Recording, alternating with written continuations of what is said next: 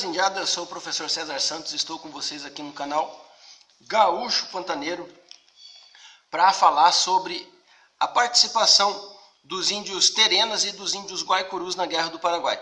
Por isso o título do vídeo, Os Heróis Esquecidos. Então, durante muitos anos, a historiografia da própria história e da literatura, de certa forma, relegou um papel, esqueceu desses heróis, né, deixando-os em um não lugar, vamos dizer assim. Tá? Então, para começar, eu vou pedir para vocês aí se inscreverem, quem quiser, né, se inscrever no canal, dá um joinha aí se gostou, dá um dislike se não gostou do nosso vídeo. Tá? Então, sobre a Guerra do Paraguai no sul da província do Mato Grosso, o que acontece? A primeira dezembrada da Guerra do Paraguai não foi a brasileira. A célebre dezembrada é brasileira, já no final da guerra. Mas a primeira dezembrada da Guerra do Paraguai foi feita pelos paraguaios, né, que invadiram o sul da província do Mato Grosso. Tá? Então eles começaram ali pela colônia militar de Dourados, avançaram Miranda, Forte Coimbra e tomaram Corumbá. Então eles invadiram o sul da província do Mato Grosso com um efetivo de quase 5 mil homens, se eu não estou enganado. Tá? Então, em duas colunas, uma se direcionou para a região do Pantanal, ali, Forte Coimbra, Corumbá, e a outra deteu-se na colônia militar dos Dourados, mais ao sul da província, e na região de Miranda. Então foi assim que aconteceu a invasão paraguaia, que pegou a defesa da província ali de calças curtas, vamos dizer assim. Porque o efetivo total militar da província era de 800 e... não chegava a 900 homens. Era 815 homens, alguma coisa assim, muito pouco, né, para o espaço territorial que tinha a província, né? Então, quando os paraguaios chegaram, primeiramente ali na colônia militar de Dourados, né, onde tem aquela célebre passagem do tenente Antônio João, né, em que ele se recusa a entregar o local que ele guarnecia, né? E ele luta com seus companheiros até a morte, né? Ele se recusa e tem aquela célebre frase dele: sei que morro, mas que o meu sangue de meus companheiros sirvam de protesto solene contra a invasão do solo da minha pátria. Paraguaiada Xerovajá! Ele, né, morro, mas que o meu sangue, tal, né? Então, os paraguaios avançam e chegam no Forte Coimbra. Quando eles chegam no Forte Coimbra está mal defendido, com 200 e poucas pessoas lá dentro, sendo que dentro desses 200 e poucos, só 170 e poucos eram militares. E quem estava defendendo o Forte Coimbra, juntamente com os militares brasileiros? Os índios Guaicurus. Tá? Então, os índios Guaicurus tiveram um papel muito ativo nessa guerra do Paraguai, no sul da província, nesse teatro de operações ali no sul da província do Mato Grosso, e a gente quase não tem nada escrito sobre eles. Tem um capitão Lixa Gota, né? Até quero pesquisar mais sobre esse capitão Caduel Guaicuru Lixa Gota, que ficou celebrizado em algumas batalhas, né?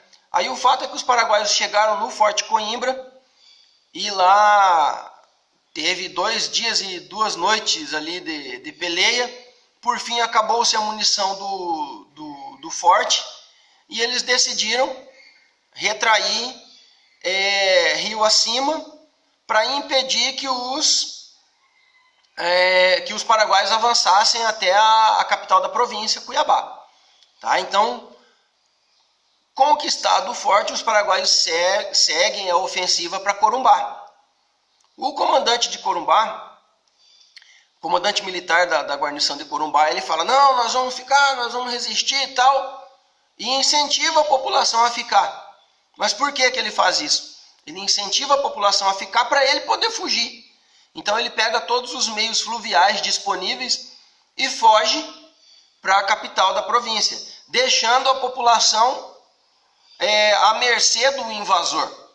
E aí não precisa nem ser muito gênio, nem ter muita leitura para perceber que quem ficou fazendo essa resistência foram os índios, tá? Então os índios, os guaicurus ficaram ali na região de Corumbá fazendo essa defesa, região de Corumbá, Bodoquena, utilizando-se das serras para não deixar os paraguaios efetivarem essa conquista ali de fato, né? Então eles estavam ali, mas estavam sempre com aquele incômodo de ter índios à sua volta. Então não foi aquela conquista, né, assim, consolidada, graças aos índios. E os índios terenos ficaram fazendo essa resistência em cima da Serra de Maracaju, onde hoje é a região de Camisão, Piraputanga, que são distritos de Aquidauana.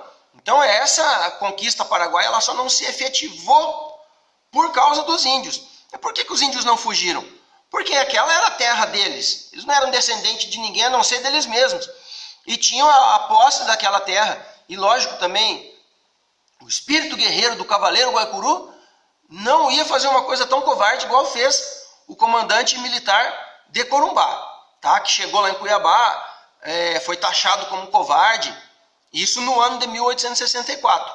Ele foi taxado como covarde. E foi, de fato, né, foi a conselho de guerra.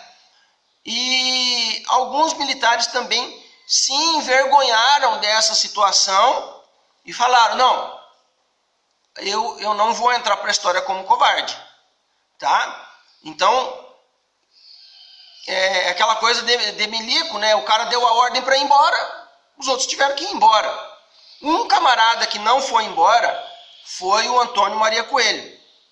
Tá? Então, o Antônio Maria Coelho, ele fica fazendo como se fosse uma guerra de guerrilha ali com os paraguaios e também não deixa consolidar, não deixa eles ficarem tranquilos ali, agora é nosso. Não, muita gente ficou fazendo como se fosse uma guerra de guerrilha, né? Os índios, o coronel Antônio Maria Coelho e seus homens. Lógico, né, pessoal, que isso que eu estou falando é só uma pincelada de todo esse episódio. Isso aqui, se vocês forem estudar profundamente, recomendo Hildo Campestrini, Luiz Otávio de Lima, a própria Retirada da Laguna, né, escrita pelo Visconde de Toné. Então, né, tem muita coisa para estudar. Isso que eu estou falando é um resuminho ali, muito básico de toda a história. Tá? Então, quando alguns militares se sentem envergonhados e resolvem ter uma reação, um desses militares é o coronel Carlos Camisão, né, que ele organiza uma ofensiva, a célebre Retirada da Laguna, né? No começo era uma ofensiva que depois virou uma retirada. Ele organiza essa ofensiva, e quem que se incorpora a essa ofensiva dele? Os índios guaicurus e os terenas. Perceberam, pessoal? Então a historiografia deixou de lado essa participação. E isso é uma coisa assim que nós temos que resgatar. Então quando te chamarem, né, de índio velho, né, orgulhem-se dessa descendência, porque foram esses camaradas aí, né, que defenderam a terra de fato, que não fugiram, e que quando os brasileiros, né, resolveram voltar, eles se incorporaram e participaram ativamente da Retirada da Laguna. Sendo que o próprio Toné relata que as missões ponta de lança de reconhecimento, aquelas missões mais arriscadas, eram feitas pelos índios, tá? Guaicurus, os cavaleiros guaicurus e os terenas. Tá, pessoal? Então, não quero me alongar muito nesse vídeo, porque dá para fazer um vídeo só sobre a tomada do Forte Coimbra, dá para fazer um vídeo só sobre o episódio do Antônio João, dá para fazer um vídeo só sobre a tomada de Corumbá, a retomada de Corumbá, dá para fazer um vídeo só sobre a Retirada da Laguna. Então, é muita história, né, pessoal? Então, isso que eu estou falando é só, tipo assim, um incentivo para que vocês passem a estudar, passem a conhecer melhor a história, né? Então eu estou sempre nessa linha do Rio Grande do Sul, do Mato Grosso do Sul, que são as fronteiras que foram mais difíceis de ser consolidadas, né? As duas fronteiras mais beligerantes, né, que tiveram mais combate e que exigiram mais sangue dos nossos antepassados para a gente estar aqui pisando hoje. Tá bom, pessoal? Então um forte abraço para vocês aí. Eu sei que foi bem resumidinho ali, que tem muito conteúdo, que tem muita história, a nossa história. Um abraço aí, pessoal.